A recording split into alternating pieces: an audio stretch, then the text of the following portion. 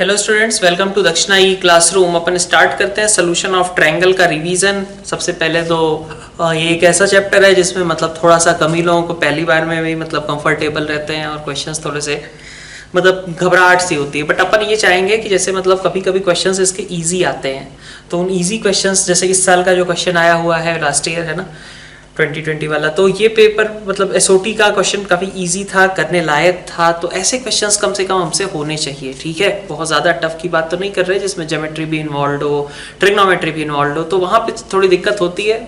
वो मतलब थोड़ा सा मतलब अपन समझ सकते हैं कि हाँ बिल्कुल ऐसा हो सकता है लोगों को दिक्कत, लेकिन जो बाकी पोर्शंस हैं मतलब जो फॉर्मूले बेस्ड हैं, प्योर ट्रिग्नोमेट्री है, ठीक है, उनमें कम से कम हमें थोड़ा सा कंफर्टेबल रहना चाहिए। बस जानने की ज़रूरत क्या है कि हमारे फॉर्मूले कौन कौन से हैं, ठीक है भाई। मेजर पोर्शन तो प्रैक्टिस पे ही डिपेंडेंट होता है एसओटी का, लेकिन हमें पता होना चाहिए कि हमारे पास फॉर्मूले कौन कौन से हैं और उन फॉर्मूलों को कब कहाँ पे यूज़ करना होता है, ठीक है।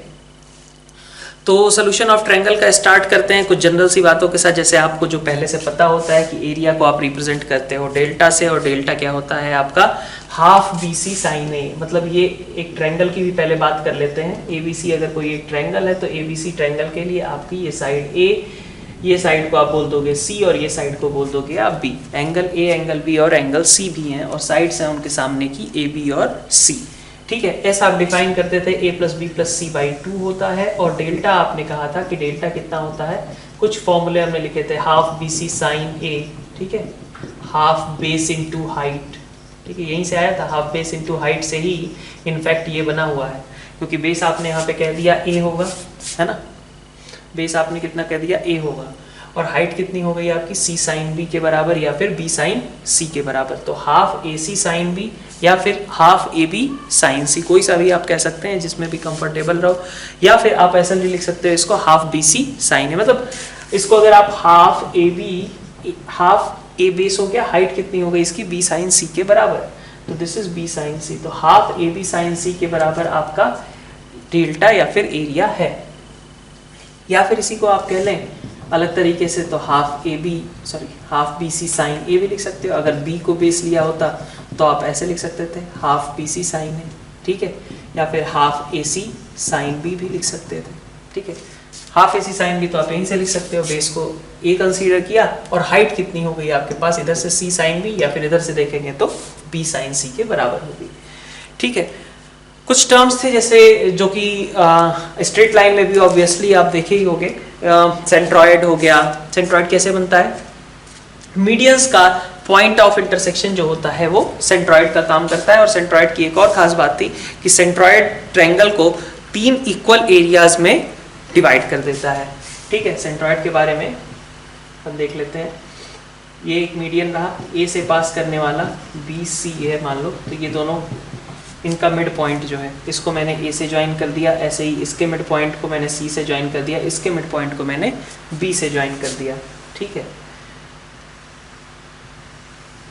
तो यहाँ पे हमारे पास पॉइंट आ गया जी, यही सेंट्रॉयड होता है, ठीक है। ये पॉइंट जो है मतलब जैसे डी की बात करें तो बी सी का मिड पॉइंट है, ई की बात करें तो ए सी का मिड पॉइंट है, एफ की बात करें तो ये ए बी का मिड पॉइंट है ना। इधर की साइड इसके बराबर, ये लेंथ इसके बराबर है। और जी के बारे में हमें पता होता है कि जी किस रेशियो में डिवाइड करता है, 2:1 के रेशियो में डिवाइड करता है, ठीक है। तो अब ये भी देख सकते हो आप कि ये वाला जो हाइट होगा ना वो इस वाली हाइट का 1/3 होगा। सिमिलरिटी लगा करके आप ये भी दिखा सकते हो कि ये जो हाइट होगी और ये जो हाइट होगी, इन दोनों के बीच रेशियो क्या होगा, मतलब 3:1 का, ठीक है। तो अगर कोई कहे कि ये हाइट जो है आपकी ए पी यहाँ पे ले लिया, यहाँ पे क्यू ले लिया, तो A P by G Q ये वैल्यू भी कितनी होगी आपकी 3:1 के बराबर होगी, ठीक है। और अपन क्या बोलते हैं एरिया के बारे में, तो area of triangle G A B की बात करें, area of triangle G B C की बात करें, area of triangle G A C की बात करें, तीनों आपस में बराबर होंगे।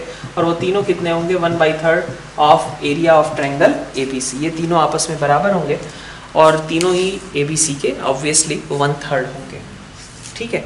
तो ये तो बातें रही हमारी सेंट्रॉयड से रिलेटेड। सेंट्रॉयड के अलावा नेक्स्ट इस तरीके का हम जो डिस्कशन करते हैं हमारे पास क्या होता है, सर्कम सेंटर, ठीक है। तो सर्कम सेंटर क्या होता है, सर्कम सेंटर होता है आपका point of intersection of perpendicular bisector. Circumcentre क्या है? Point of intersection of perpendicular bisectors. तो अगर मान लीजिए ये आपका ट्रायंगल है, ठीक है, ऑब्वियसली इन सब चीज़ों को आपको डिटेल्स में स्टडी करना है, अच्छे से आपको सारे प्रूफ समझने हैं, तो आपको ऑब्वियसली जो रिवीजन लेक्चर्स नहीं बल्कि जो प्रॉपर लेक्चर्स हैं उन पे जाना पड़ेगा। यहाँ पे तो अपन टाइम कंस्ट्रेंट के साथ इसको देख रहे हैं, तो थोड़ा सा क्विकली हम सारे फॉर्मूलों को एक बार ब्रशअप करने और उनका यूज़ समझने की कोशिश करेंगे, ठीक है। सर्कमसेंटर की बात कर रहे हैं हम फिलहाल। सर्कमसेंटर कैसे बनता है हमारा? Point of intersection of perpendicular bisectors. क्या होता है ये? Point of intersection of perpendicular bisectors. Perpendicular bisectors का मतलब क्या है कि ये वाली साइड इसके बराबर होगी और ये जो लाइन मैं खींचूंगा वो क्या होगा? परपेंडिकुलर भी होगा बीसी पे। तो ये जो डी से होने वाली लाइन है ये जो है आपके बीसी पे परपेंडिकुलर का काम कर रही है, और इसी तरीके से एक यहाँ पे भी होगी और एक यहाँ पे भी होगी, ठीक है। तो आपके पास ये जो पॉइंट आएगा वो पॉइंट हो जाएगा ओ, जिसको हम बोलते हैं सर्कमसेंटर, ठीक है। यहाँ पे देखिए ये वाला पॉइंट ई ले लिया, ये दोनों आपस में बराबर हैं, और ये वाला पॉइंट ले लिया मैंने एफ, जहाँ पे ये दोनों भी आपस में बराबर हैं। तो ये ओ पॉइंट जो है हमारा सर्कमसेंटर का काम कर रहा है। ओ पॉइंट से ए डिस्टेंस को लेकर के अगर हम मतलब ओ को सेंटर और ए को रेडियस लेकर ओ ए को रेडियस लें या फिर ओ बी को रेडियस लें या फिर ओ सी को रेडियस लें, सर्कल बना मतलब एक बनाएं अगर, तो वो ए बी सी तीनों से पास करेगा, ठीक है। तो यही आपका सर्कमसेंटर होता था। और इसमें एक और चीज ध्यान देने की है, अगर आप राइट एंगल ट्रायंगल लेते हो, ठीक है, एक्यूट एंगल ट्रायंगल लोगे तो सर्कमसेंटर आपका इनसाइड ट्रायंगल लाई करेगा। अगर आप एक ये राइट एंगल ट्रायंगल लोगे तो सर्कमसेंटर कहां पे लाई करेगा? मिड पॉइंट ऑफ हाइपोटेनस, ठीक है। और अगर आप ऑब्ट्यूस एंगल ट्रायंगल लोगे, ऑब्ट्यूस एंगल ट्रायंगल अगर आप कंसीडर करते हो तो आपका सर्कमसेंटर आउटसाइड लाई करता है, ठीक है, ओके। सर्कमसेंटर से रिलेटेड सारी चीज़ें तो लगभग कही थी हमने। परपेंडिकुलर बाइसेक्टर्स, हाँ ठीक है। तो ये जो सर्कम रेडियस होता है ओ ए चाहे ओ बी या फिर ओ सी, इस सर्कम रेडियस को हम कैसे रिप्रेजेंट करते हैं? ओ ए या फिर ओ बी या ओ सी, इसको कैसे रिप्रेजेंट करते हैं? आर से रिप्रेजेंट करते हैं, ठीक है। इन आर के जो फॉर्मूले होते हैं वो सब भी अपन वापस से रिवाइज करेंगे, बट अभी तो हम ज्योमेट्रिकली जो हमें 9th-10th वाली ज्योमेट्री है वो वापस से रिवाइज कर रहे हैं। तो सर्कमसेंटर ये है हमारा, ठीक है। सर्कमसेंटर कैसे बना? परपेंडिकुलर बाइसेक्टर्स का पॉइंट ऑफ इंटरसेक्शन था ये। परपेंडिकुलर बाइसेक्टर्स क्या होते हैं? तो परपेंडिकुलर बाइसेक्टर मतलब मिड पॉइंट, बीसी के मिड पॉइंट से पास करने वाली जो परपेंडिकुलर लाइन होगी बीसी के, वो वाली लाइन आपके सर्कमसेंटर का मतलब सॉरी ये परपेंडिकुलर बाइसेक्टर का काम कर रही होगी, ओके।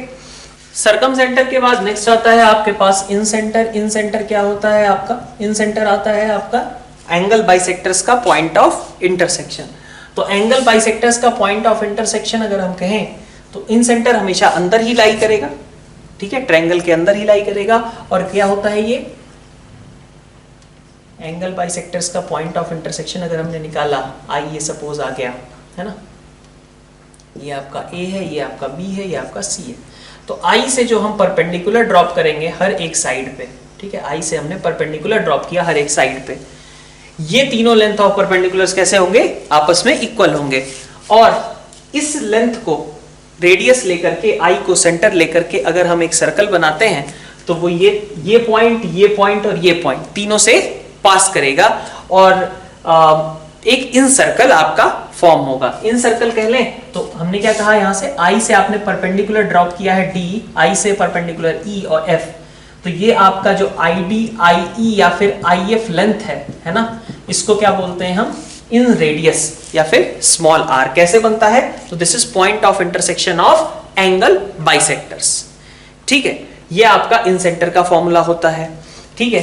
अब इसमें भी एक आध चीजें थी, जैसे मान लीजिए यहाँ पे हमने कहा ना ये 2:1 में डिवाइड करता है, तो अगर आपको याद हो स्ट्रेट लाइन में भी ये चीज बताई जाती है आपको ऑब्वियसली, ये जो प्रोपोर्शनलिटी थ्योरम वाली चीज कि भाई मान लीजिए ये साइड बी थी, ये साइड सी लेंथ की थी, है ना, और ये साइड आपकी ए लेंथ की थी, ठीक है। तो एक प्रोपोर्शनलिटी थ्योरम आपको बताया जाता है कि ये जो आपका A B by A C है that is equal to B D by C D. तो A B by A C is equal to B D by C D, ऐसा है, ठीक है।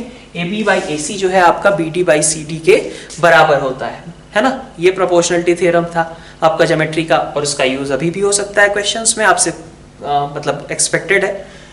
फिर इसमें एक और चीज थी, हमने ये कहा था कि एक बाइसेक्टर ये रहा, दूसरा बाइसेक्टर ये रहा मान लीजिए, ठीक है। तो ये जो आई होता है ना, वो मतलब अगर देखा जाए A I is to I D, इसकी बात हम कर रहे हैं, A I is to I D, ये किस रेशियो में डिवाइड करता है, इधर B plus C is to A, है ना, B plus C is to A, इस रेशियो में ये डिवाइड कर रहा होता है। तो A I is to I D अगर कहा जाए, A I by I D, इसको आप क्या बोलोगे, B plus C by A. Similarly आप बी आई बाई इधर आई ई निकाल सकते हो, ठीक है, या फिर एफ निकाल सकते हो, ठीक है। अच्छा ये ध्यान रहे कि ऐसा नहीं है कि ये यहां से ए से जो एंगल बाइसेक्टर आ रहा था उसी को हमने यहां एक्सटेंड करके डी बना दिया है। ये वाला डी और ये वाला डी अलग है। मैं पहले एक काम करता हूं, इसको अलग ही लिख ही देता हूं। सपोज इसको डी डैश लिख देते हैं यहां पर, ठीक। ये डी और ये डी डैश अलग अलग हैं दोनों पॉइंट्स। यहाँ पे क्या है कि हम आई से परपेंडिकुलर ड्रॉप कर रहे हैं, और यहाँ पे क्या हो रहा है कि अपन ने कुछ नहीं किया, बस वो एंगल बाइसेक्टर को पकड़ करके बढ़ा दिया है, ठीक है। तो ये जो पॉइंट आया है वो डी डैश आया है। तो ये रेशियोज आपको पता होने चाहिए, प्रोपोर्शनलिटी थ्योरम से ही ये सारी चीजें आई हैं। जो पहला था हमारा A B by A C is equal to B D by C D, same तरीके का अगर हम इस ट्रायंगल पे अप्लाई कर दें तो आपको मिल जाता था B plus C is to A, ठीक है। इन सेंटर हमेशा ट्रायंगल के अंदर ही लाई करेगा, इससे फर्क नहीं पड़ता कि ट्रायंगल का नेचर कैसा है, एक्यूट ऑब्ट्यूस, है ना, उससे कोई फर्क नहीं पड़ता है। इन सेंटर के बाद नेक्स्ट देखते हैं अपन एक्स सेंटर्स, ठीक है। एक्स सेंटर्स, और उससे जो सर्कल बनता है उसको क्या बोलते हैं, एक्स सर्कल बोलते हैं, ठीक है। जो बाहर से ट्रायंगल की साइड्स को टच करता हो, जैसे कि अगर आपने ये वाला ट्रायंगल अगर ऐसा लिया है, ठीक है, और उसकी साइड्स को बढ़ा दिया, ए बी सी, ये आपका ट्रायंगल था, आपने इन साइड्स को बढ़ा दिया, तो यहाँ पे आपका एक सर्कल फॉर्म किया जा सकता है। वो सर्कल कैसे फॉर्म होगा, जब हम इस एक्सटर्नल एंगल और इस इंटरनल एंगल तीनों के बाइसेक्टर्स खींचेंगे। तो इसका बाइसेक्टर, इसका बाइसेक्टर और इसका बाइसेक्टर जिस पॉइंट पे इंटरसेक्ट करेगा, that will be called ex centre with respect to vertex A. मतलब ये ए के सामने वाले को हमने आई ए बोला है। तो जब हम आई ए की बात कर रहे हैं तो हम ए का इंटरनल एंगल बाइसेक्टर यूज कर रहे हैं, बाकी दो का एक्सटर्नल एंगल बाइसेक्टर। जब हम आई बी की बात करेंगे तो उस समय क्या होगा, बी का इंटरनल एंगल यूज होगा और बाकी ए और सी का एक्सटर्नल एंगल बाइसेक्टर यूज होगा। सिमिलरली सी के लिए भी, मतलब जो भी यहां लिखा हुआ है ना उसी का इंटरनल है, बाकी दोनों का एक्सटर्नल एंगल बाइसेक्टर है, ठीक है ये बात। अब यहां पे भी क्या रहता है, ये भी आपका उसी तरीके से अगर मैं कहूं कि ये ए आई ए है और ये मान लीजिए आपका डी पॉइंट है, मान लीजिए सर्कल ने इसको डी डैश पे टच किया है, ठीक है, साइड को उसने डी डैश पे टच किया है, तो आई ए को सेंटर लेकर के डी डैश, ठीक है, ये डी डैश क्या होगा, परपेंडिकुलर, फुट ऑफ परपेंडिकुलर जैसा होगा क्योंकि इसी को रेडियस लिया गया होगा। तो आई ए डी डैश, ये वाली डिस्टेंस जो है आपका R1 कहलाती है। I A D dash will be called R1। Similarly अगर बी के मतलब sorry I A D dash R1 है, बी के सामने जब हम बनाएंगे तो उसको बोलेंगे हम R2, सी के सामने जब बनाएंगे that will be called R3, ठीक है ये बात। तो ये क्या होता है आपका एक्स रेडियाई या फिर एक्स सर्कल्स का रेडियस है, ये एक्स रेडियाई या फिर एक्स सर्कल्स का रेडियस है। यहां पे भी आपका वही सारी चीजें यूज होंगी, जैसे ऑब्वियसली अगर ये एंगल बाइसेक्टर था तो ये जो B D is to D C है, डी डैश नहीं B D is to D C, ये आपका क्या आएगा, ए बी बाई ए सी के बराबर आएगा, ठीक है, ए बी बाई ए सी के बराबर आता है। और दूसरी चीज अगर आप ए आई ए के कंपैरिजन में देखेंगे, ठीक है, तो फिर से जैसे पिछली बार हमने कहा था कि इन सेंटर किस रेशियो में डिवाइड करता था, B plus C is to A में, तो ये भी B plus C is to A में ही डिवाइड करता है लेकिन एक्सटर्नली डिवाइड करता है। तो यहां पे आपके पास आ जाता है ए आई ए, ठीक है, divided by A D will be equal to B plus C by A, but this time it is external division, ठीक है ये बात।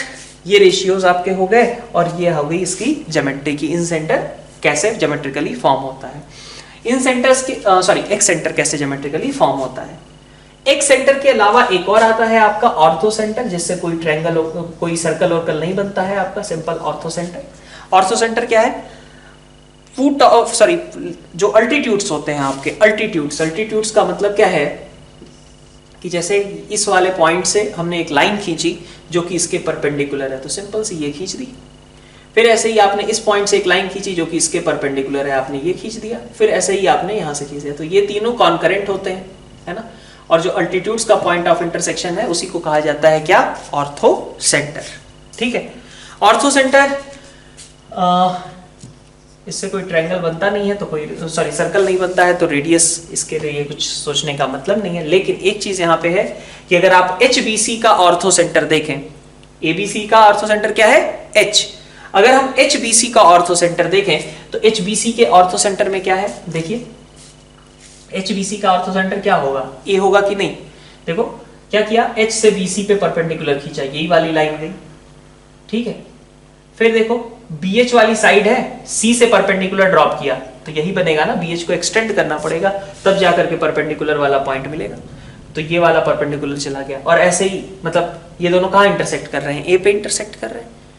देखो H से BC पे परपेंडिकुलर ड्रॉप किया तो ये वाली लाइन आई, अल्टीट्यूड का काम कर रही है, बढ़ा दिया इसको हमने ऊपर तक। फिर C से अगर हमने परपेंडिकुलर ड्रॉप किया लाइन BH पे, तो BH वाली लाइन को एक्सटेंड किया और ये परपेंडिकुलर का काम कर गई CA वाली लाइन।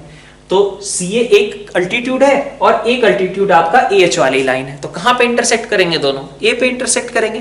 दैट मींस कि BHC का ऑर्थो सेंटर कौन है, A है। सिमिलरली AHC का ऑर्थो सेंटर कौन हो जाएगा, B हो जाएगा। मतलब जो वर्टेक्स आपने छोड़ दिया वही आपके ऑर्थो सेंटर का काम करने लगता है।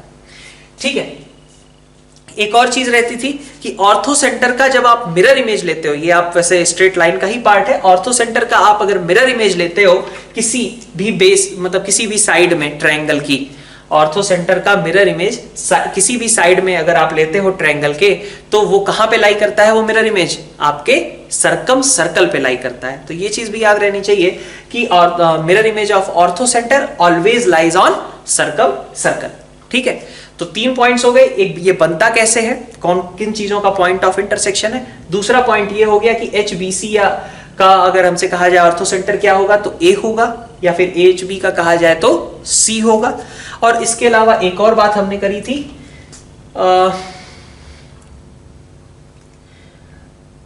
इसका ऑर्थो सेंटर C होगा, हाँ ठीक है, इसकी बात ये चीज थी। और एक और कोई बात करी थी मैंने, अच्छा एक और चीज पहले उसके पहले देख लेते हैं हम। जैसे मान लीजिए कि अगर हम ट्रायंगल लेते हैं, एक्यूट एंगल ट्रायंगल, तो H आपका इनसाइड लाई करेगा। ऑब्ट्यूस एंगल ट्रायंगल लेंगे तो H आपका आउटसाइड लाई करेगा। और अगर राइट एंगल ट्रायंगल लेंगे तो वर्टेक्स ही आपका ऑर्थो सेंटर होगा। कौन सा वर्टेक्स, जहां 90 डिग्री फॉर्म होता है, यही वाला वर्टेक्स आपका ऑर्थो सेंटर होता है। तो कई बार क्वेश्चन में ऐसा भी कह दिया जाता है कि एक ऐसा ट्रायंगल है जिसका कोई एक वर्टेक्स ही ऑर्थो सेंटर है, तो इसका मतलब है कि हम राइट एंगल ट्रायंगल के बारे में सोच रहे हैं। ठीक है, एक जो पॉइंट और कहा था मैंने वो क्या था, mirror image of orthocentre in any side of triangle always lies on circumcircle. इन सब के बाद नेक्स्ट अपन देखते हैं थोड़ा सा ज्योमेट्री तो हो गई, अब थोड़ा सा ट्रिग्नोमेट्री की साइड भी जाते हैं अपन। तो सबसे पहला क्या आ जाता है आपका साइन रूल, है ना।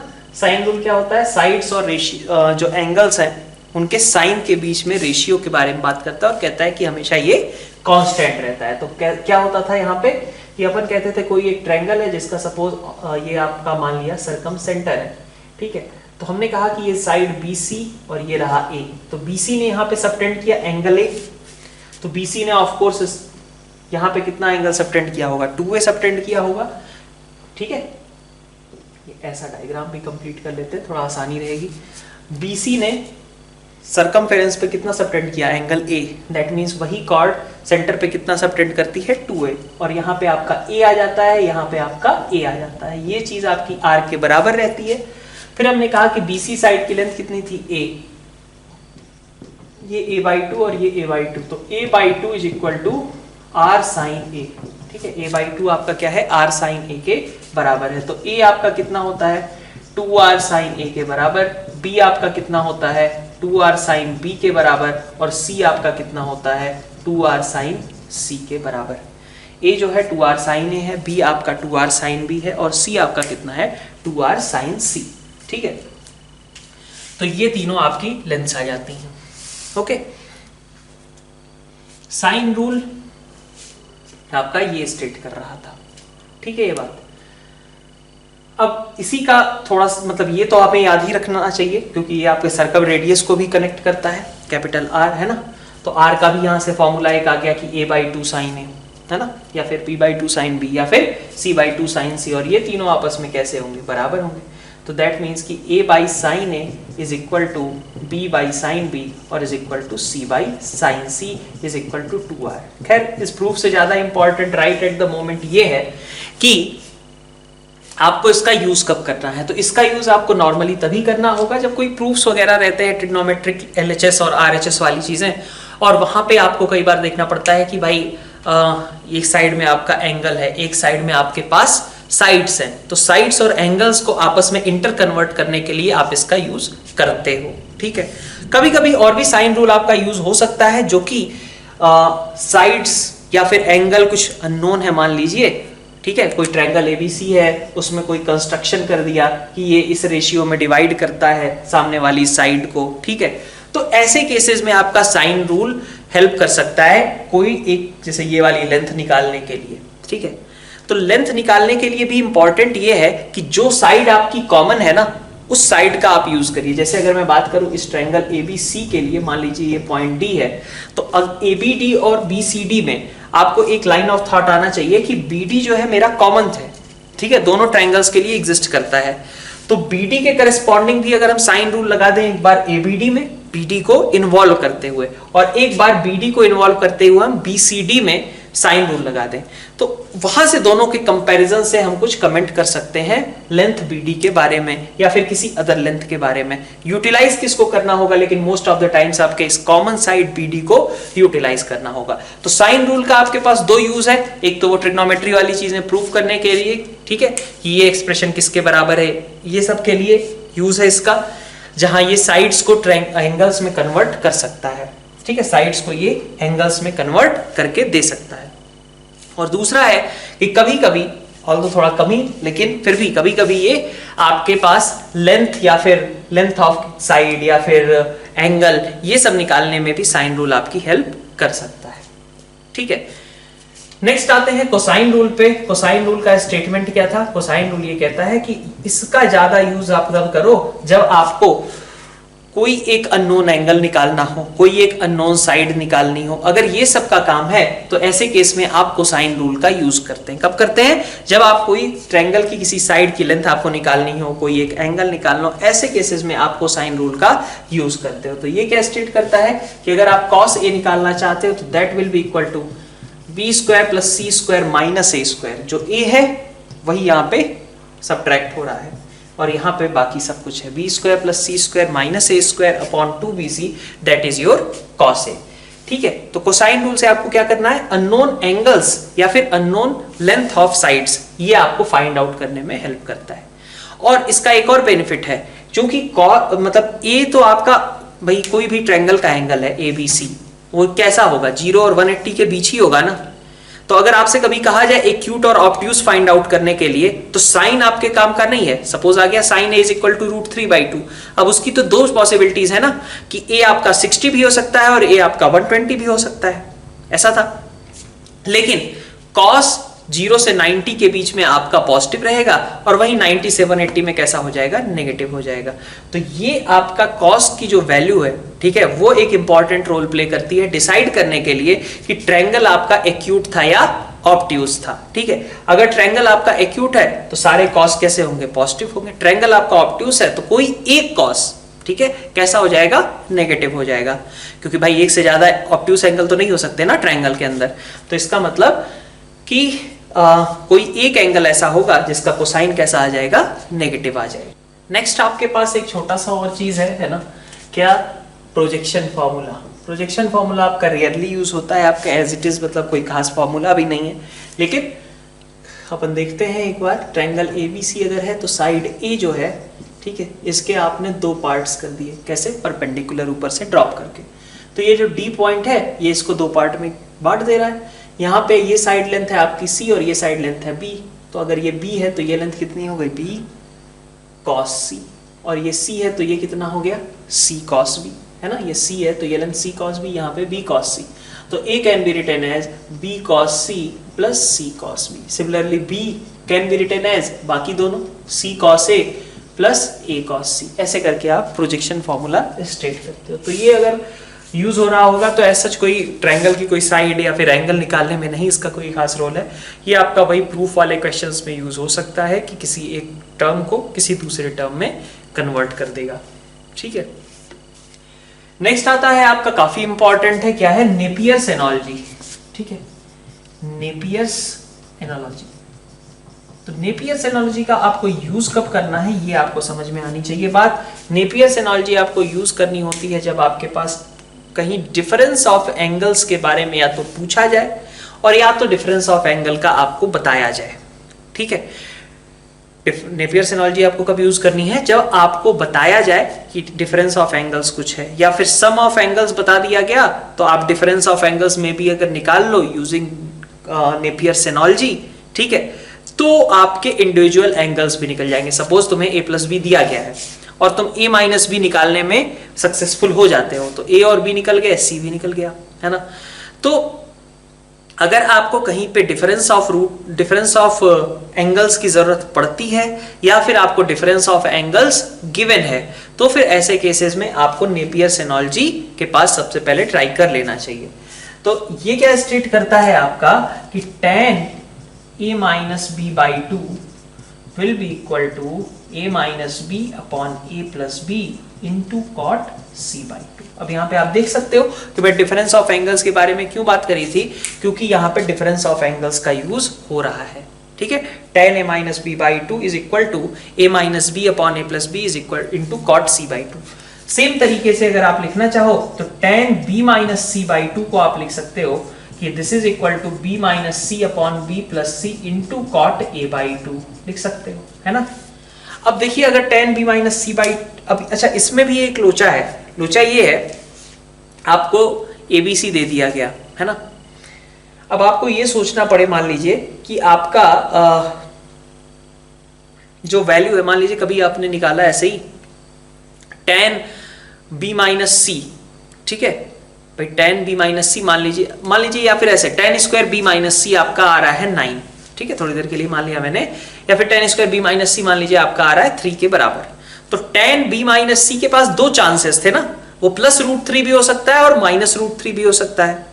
अगर प्लस √3 होगा तो b माइनस सी आपका 60 डिग्री होगा और अगर माइनस √3 होगा तो b माइनस सी आपका माइनस 60 डिग्री होगा। एक केस में b बड़ा एंगल हो जाएगा, एक केस में c बड़ा एंगल हो जाएगा। अब हम कौन सा चूज करेंगे, यहां पे थोड़ा सा कभी कभी नेपियर्स एनालॉजी वाले क्वेश्चंस में लोचा आता है, लेकिन वो आपको कैसे रिजॉल्व करना है, साइड्स देख करके, कि अगर साइड b बड़ी है तो आपको बचपन से बताया जाता है कि बड़ी साइड के सामने वाला जो एंगल होता है वो बड़ा होता है, छोटी साइड के सामने वाला एंगल छोटा होता है, ये बताया जाता है।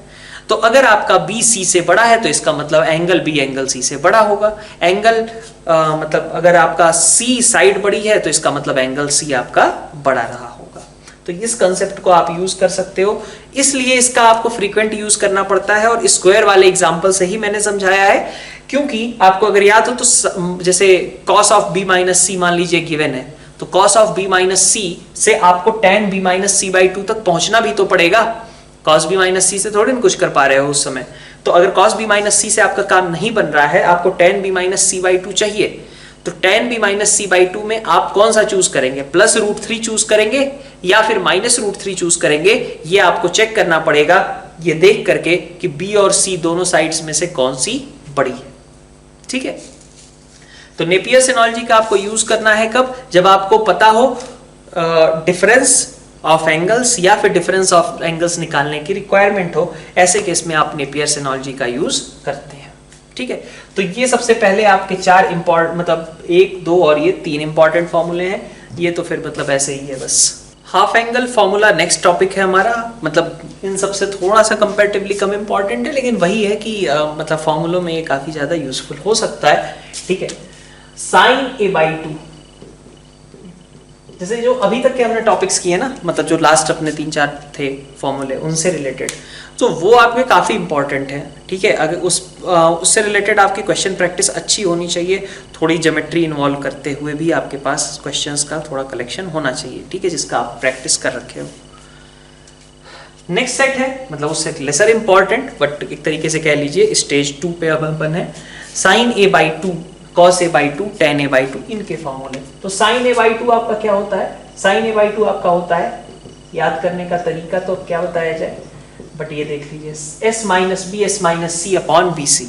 जब यहाँ पे a है तो बाकी सब कुछ कहीं a नहीं है, ठीक है। cos a बाई 2 की बात करें तो cos a बाई 2 आपका क्या होता है, अंडर रूट, अब जो बचा रह गया एस एस माइनस ए वो ऊपर चला जाएगा और नीचे क्या आ जाएगा B C. Sine A by 2 था तो आपने क्या लिखा, सब कुछ बी और सी के टर्म्स में। कॉस ए बाई 2 था तो जो रह गया है वो लिखना है आपको, एस और एस माइनस ए, और नीचे आपको बी सी ही लगाना है। टेन ए बाई 2 की बात करेंगे तो ऑब्वियसली दोनों का ratio which comes out as S minus B S minus C upon S into S minus A. अब आपके पास दो चॉइसेस हैं, आप चाहो तो S into S minus A से ऊपर नीचे दोनों मल्टीप्लाई कर दो। क्या किया आपने, s into S minus A से आपने ऊपर नीचे दोनों साइड मल्टीप्लाई कर दिया, तो आपके पास वैल्यू क्या आई, देखिए ऊपर आ गया आपका under root S S minus A S minus B S minus C, और नीचे आ गया आपके पास s into S minus A, तो this comes out as delta upon s into S minus A. वहीं पे आपके पास दूसरी चॉइस भी थी, अगर आप s into S minus A की जगह s minus B into S minus C से मल्टीप्लाई करते तो क्या बन जाता, s minus B S minus C आपका अंडर रूट से बाहर निकल आता और नीचे आपके पास बचता डेल्टा। तो tan a बाई 2 आपका कितना हो गया, delta upon s into S minus A, या फिर s minus B S minus C upon delta. ये दोनों फॉर्मूले tan a बाई 2 के लिए आपके वैलिड हैं, ठीक है, और फ्रीक्वेंटली यूज भी होते रहेंगे। तो sin a by 2, cos a by 2 और tan a बाई 2 ये नेक्स्ट सेट ऑफ इंपॉर्टेंट फॉर्मूले हैं जिनको हम नॉर्मली इंटर कन्वर्जेंस के लिए, ठीक है, एंगल्स वगैरह tan स्क्वायर a बाई 2 कहीं दिया हुआ है और सब कुछ हमें साइड के टर्म्स में दिया हुआ है, तो क्लब करने के लिए आप tan स्क्वायर a बाई 2 को कुछ इस तरीके से, मतलब इसके होल स्क्वायर से रिप्लेस करके सिंप्लीफाई कर सकते हो। तो हाफ एंगल रेयरली आपको ये साइड्स या लेंथ ऑफ साइड्स या फिर एंगल्स निकालने में तो थोड़ा कम हेल्प दे, लेकिन उससे कहीं ज्यादा हेल्प ये कर देगा आपको जब ये कन्वर्जेंस वाले जो क्वेश्चंस होते हैं, इंटर कन्वर्जन वाले, ठीक है, कि prove this is equal to this वाले, ये वाले क्वेश्चंस में इसका रोल आपका इंपॉर्टेंट है, ठीक है।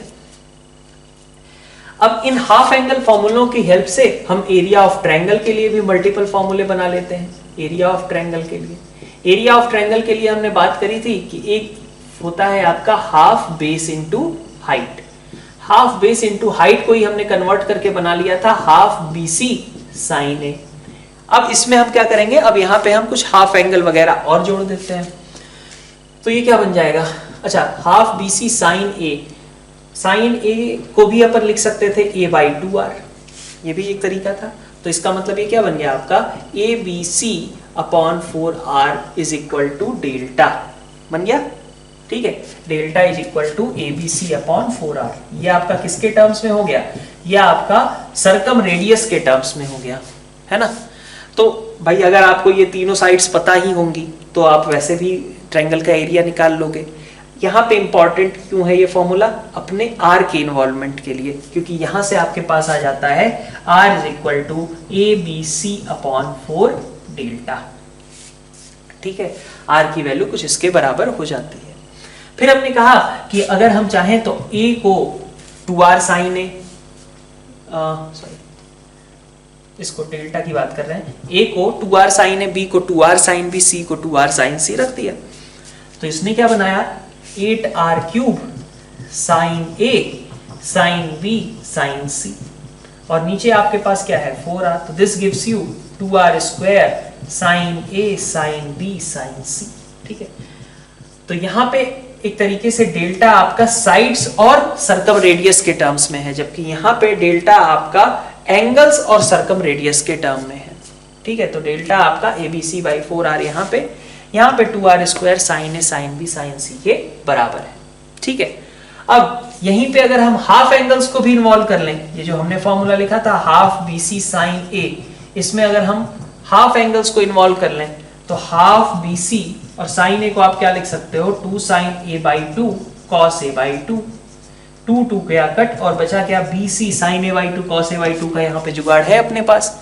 तो अपन क्या लिख देंगे S/(A)(S-B)(S-C) और नीचे क्या आएगा B²(C²), चूंकि अंडर रूट में है तो अंडर रूट से बाहर आएगा तो BC बन जाएगा, BC कैंसिल आउट, बचा क्या आपका हेरोन्स फॉर्मूला। ठीक है, तो ये आपका हाफ BC sin A को सिंप्लीफाई करके अपन इस रिजल्ट तक भी पहुंच सकते हैं। ठीक है, तो हाफ एंगल फॉर्मूला और एरिया ऑफ ट्रायंगल, जिसमें हमने R को भी यहीं पे इन्वॉल्व कर लिया है, कैपिटल R का आपने फॉर्मूला यहीं पे इन्वॉल्व कर लिया है। ठीक है, कैपिटल R से रिलेटेड कई बार सेंट्रॉइड वाले सवाल पूछे जाते हैं। जैसे मान लीजिए कि आपका एक ट्रायंगल है, ठीक है, और कहा गया कि इसका सर्कमसेंटर अगर सेंट्रॉइड अगर G है, ठीक है, ये आपका ABC, तो आपको तीनों साइड्स दी गई हैं, ABC की तीनों साइड्स दी गई हैं। सपोज ये दिया है 5, ये दिया है 6 और ये दिया है 7 मान लीजिए। ठीक है, तो 5, 6, 7 साइड वाला जो ट्रायंगल है इसके सेंट्रॉइड को G बोला गया और GAB का आपको सर्कम रेडियस फाइंड आउट करना है, ऐसा बोल दिया गया। क्या radius of circum radius of triangle GAB। ठीक है, तो अब ऐसे केस में हमें क्या करना चाहिए, यहां पे हमें यूज करना पड़ेगा लेंथ ऑफ मीडियन। ठीक है, लेंथ ऑफ मीडियन का यूज करना पड़ेगा। ठीक है, चलिए लेंथ ऑफ मीडियन आप आगे पढ़ोगे ही, आप बहुत सारे लोगों को याद भी होगा, हो सकता है लेंथ ऑफ मीडियन का फॉर्मूला। तो लेंथ ऑफ मीडियन अगर आपको पता चल जाए तो आपको पता है कि ये जो है 2:1 में G इसको डिवाइड करता है। मतलब अगर सपोज ये लेंथ आती है आपके पास L, तो इधर कितना हिस्सा होगा उसका 2L/3 होगा। अगर ये आती है M, लेंथ ऑफ मीडियन अगर आपका कुछ आती है M, तो इधर कितना होगा, ये भी तो 2:1 में डिवाइड करता है ना, तो BG भी कितना हो जाएगा 2/3 ऑफ M। ऐसे ही AG कितना हो जाएगा 2/3 ऑफ L, और तीसरी साइड कितनी है आपकी 5 है। अगर किसी ट्रायंगल की तीनों साइड्स ये हों क्या क्या 5, 2/3L, 2/3M, तो आपको उस ट्रायंगल का सर्कम रेडियस निकालना है। ठीक है, ऑल्दो आप एक चीज का और यूज कर सकते हो, क्या आप इसका एरिया ऐसे भी डायरेक्टली समझ सकते हो कि इसका एरिया कितना होगा GAB ट्रायंगल का। अभी हमने बताया था कि ट्रायंगल ऑफ मतलब ये जो ट्रायंगल GAB है इसका जो एरिया होगा वो कितना होगा 1/3 ऑफ ट्रायंगल ABC के बराबर होगा। इस फैक्ट का भी आप यूज कर सकते हो यहाँ पे डेल्टा की वैल्यू रखने के लिए। ठीक है, अब नेक्स्ट सेट ऑफ फॉर्मूले देखते हैं अपन। नेक्स्ट इंपॉर्टेंट फॉर्मूला जो है वो आता है हमारा MN थ्योरम। ठीक है, MN थ्योरम, इसमें देखिए आप अगर एक ट्रायंगल है, पहले तो इसका स्टेटमेंट अपन समझते हैं और इसका स्टेटमेंट समझने के बाद इसका एप्लीकेशन कहाँ पे करना पड़ सकता है। तो यहाँ पे देखिए ट्रायंगल ABC है ना, ट्रायंगल ABC के लिए अगर मान लीजिए आपका कोई एक लाइन है, कोई भी एक ऐसे रैंडमली हमने A पॉइंट से पास करती हुई लाइन खींच दी एक वर्टेक्स से, ठीक है, जो कि D पॉइंट पे यहाँ पे मीट किया और यहाँ पे रेशियो बन गया BD/DC का M/N। रेशियो है, लेंथ नहीं है M और N।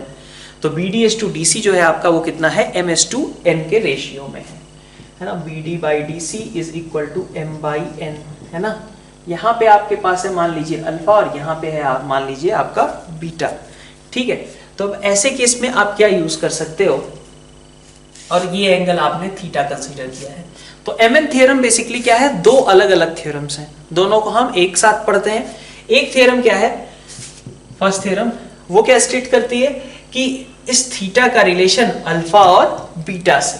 तो इसका मतलब क्या है कि m + n cot theta is equal to, ये सीधा सीधा है, m cot alpha minus n cot beta. क्या है ये, m सीधा m का अल्फा से n का बीटा से, सीधा मल्टीप्लीकेशन करके आपने लिख दिया। ठीक है, और दूसरा थ्योरम है जो कि इस अल्फा बीटा से नहीं बल्कि सीधा ये जो ट्रायंगल के एंगल्स थे आपके पास B और C, उनसे कनेक्ट करता है थीटा को, m + n cot थीटा। अब ये थोड़ा सा ट्रिकी है, क्या ट्रिकी, क्या मतलब उल्टा है basically, n cot B m cot C। कैसे मल्टीप्लिकेशन होगा, पहले कैसे हो रहा था, m का सीधा अल्फा से n का सीधा बीटा से।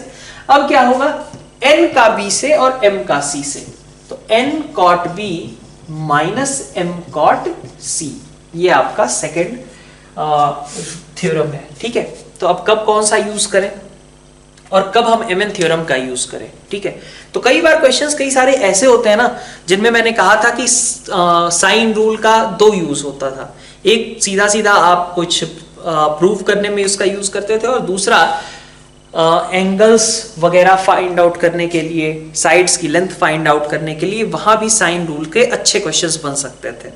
ठीक है, mn थ्योरम का भी उसी तरीके का कुछ सिचुएशन रहता है कि हमने कोई एक लाइन खींच दी। अब यहाँ पे भी आपको ऐसा दिखेगा ना, ऑल्दो mn थ्योरम खुद भी कैसे आया है, साइन रूल से ही प्रूव होकर के आया हो। अगर आप प्रूफ मतलब आपको पता होगा, आपने नोट्स में करा होगा आपने, तो आपको मालूम ही होगा कि एक प्रूफ कैसे हुआ था, साइन रूल की हेल्प से ही प्रूफ हुआ था, using AD as common side. एक बार ट्रायंगल ADB में हम साइन रूल लगाते थे, एक बार ट्रायंगल ADC में हम साइन रूल लगाते थे, और उसके बाद AD की हेल्प से दोनों को आपस में कनेक्ट कर देते थे। तो mn थ्योरम का जो यूज है, mn थ्योरम बिल्कुल उसी तरीके की सिचुएशंस में यूज होगा जैसा मैंने आपको साइन रूल का सिचुएशन बताया। वही फिर से कोई एक लाइन आकर के सामने वाली साइड को किसी रेशियो में डिवाइड कर रही है। ऐसा भी हो सकता है कि आपको ऐसा कुछ दे दिया जाए कि एक से ज्यादा लाइनें हैं, ऐसा।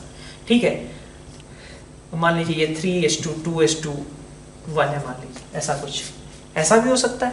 ठीक है, फिर आप एक बार इस ट्रायंगल में mn थ्योरम अप्लाई करोगे, एक बार आप इस ट्रायंगल में mn थ्योरम अप्लाई करोगे, ऐसे दो बार में mn थ्योरम आपका अप्लाई करने से हो सकता है क्वेश्चन सॉल्व हो जाए। ठीक है, तो मतलब इसमें आपको दोनों में कंफ्यूजन हो सकती है, या तो mn थ्योरम से हो सकता है वो क्वेश्चन, या तो आपके साइन रूल वगैरह से भी वो क्वेश्चन सॉल्व हो सकता है। ठीक है, कौन से ज्यादा फीजिबल है वो आपको देखना पड़ेगा। कई बार ऐसा भी हो सकता है कि एक मेथड लगे और दूसरा लगे ही ना, ये भी पॉसिबिलिटी है। ठीक है, तो आपको इसके बारे में इंफॉर्मेशन रहनी चाहिए कि mn थ्योरम आपका यूज तब करना है जब आपको ऐसा दिखे कि सामने से एक लाइन आ रही है सामने वाले वर्टेक्स से, और कुछ रेशियो गिवन है या फिर कोई रेशियो फाइंड आउट करना है। अगर ऐसा कुछ है तो वहां पे mn थ्योरम का आप यूज कर सकते हो ट्राई। ठीक है, फिर से मैं कह रहा हूं, mn थ्योरम के अलावा साइन रूल के लिए भी दिमाग खुला हुआ होना चाहिए, हो सकता है कि साइन रूल से आपका काम बन जाए। तो अब ये तो बात हुई कि mn थ्योरम यहां पे ऐसे केसेस में अप्लाई हो सकता है। अब बात आती है कि mn थ्योरम में कब फर्स्ट वाला यूज करें, कब सेकंड वाला यूज करें। तो सिंपल सी बात है, पहले वाले में थीटा के लिए आपके ये हेड एंगल्स जो हैं, एक तरीके से वर्टेक्स के जो दो पार्ट्स हुए हैं, बस वो आपके एंगल्स काम के हैं। मान लीजिए यहाँ का एंगल आपको अननोन है, आपको वो एंगल चाहिए। ठीक है, या फिर कभी मान लीजिए ऐसा हो गया कि यहाँ के एंगल उसने क्वेश्चन में दिए ही नहीं। अगर यहाँ के एंगल उसने क्वेश्चन में ही नहीं दिए तो इसका मतलब हो सकता है कि हमें B और C से ही क्वेश्चन में काम करना हो। ठीक है, और अगर उसने ये वाले एंगल्स दिए हैं और आपको हो सकता है किसी इस एंगल की हेल्प से कुछ और चीज निकालनी हो, तो ऐसे केस में आप फिर फर्स्ट वाले का यूज करोगे। तो डिपेंड करता है क्वेश्चन में इंफॉर्मेशन क्या है। अगर सारा फोकस क्वेश्चन का जो गिवन है या फिर जो फाइंड आउट करना है वो B और C पे ही है, तो फिर आप सेकंड वाला थ्योरम यूज करोगे। कब यूज करना है mn थ्योरम को, फिर से साइन रूल से इसका मतलब आपको थोड़ा सा कंफ्यूजन हो सकता है, दोनों सेम तरीके की सिचुएशन में यूज होते हैं। ठीक है, क्योंकि दोनों अलग अलग नहीं है, ये साइन रूल ही एक बार ट्रायंगल्स पे हमने अप्लाई किया है और वहीं से हमने ये दोनों रिजल्ट्स बनाए भी हैं। तो mn थ्योरम कब अप्लाई होगा, जब आपको ऐसा लगे कि सामने वाले वर्टेक्स से खींची गई एक लाइन किसी पर्टिकुलर रेशियो में डिवाइड कर रही है, वो रेशियो फाइंड आउट करना है या फिर वो रेशियो दिया हुआ है, ऐसे केस में आपको mn थ्योरम का यूज करना चाहिए। तो आज के फॉर्मूलों का कलेक्शन हम यहीं पे एंड करते हैं। नेक्स्ट लेक्चर में अपन फिर से बात करेंगे जो आपका कैपिटल आर के बारे में तो हमने बता दिया है, वैसे स्मॉल आर और बाकी एक्स रेडियाई। ठीक है, length of median, length of angle bisectors, pedal triangle. ठीक है, इन सब के बारे में हम नेक्स्ट लेक्चर में फिर से बात करेंगे। Thank you all.